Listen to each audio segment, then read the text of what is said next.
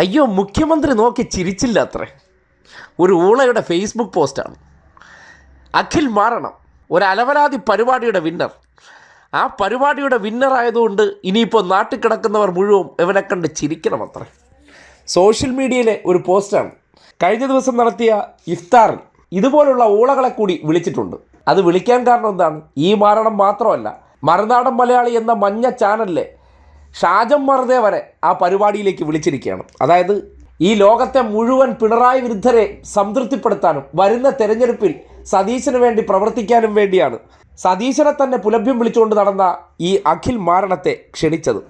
ആ ക്ഷണിച്ച് അവിടെ കൊണ്ട് ചെന്നിട്ട് എന്നോട് ചിരിച്ചില്ല അത്രേ. ഇങ്ങനെയാണ് സോഷ്യൽ മീഡിയയിൽ ഒരു പോസ്റ്റ് ഇട്ടിരിക്കുന്നത്.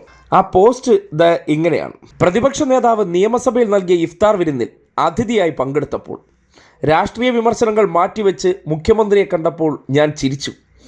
ജനാധിപത്യ മര്യാദയുള്ള മുഖ്യൻ എൻ്റെ മുഖത്ത് പോലും നോക്കിയില്ല.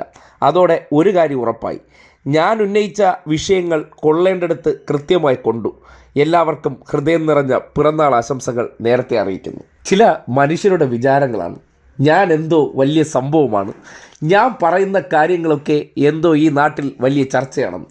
ആർക്ക്? അഖിൽ മാറണമെന്ന് പറയുന്ന വ്യക്തി.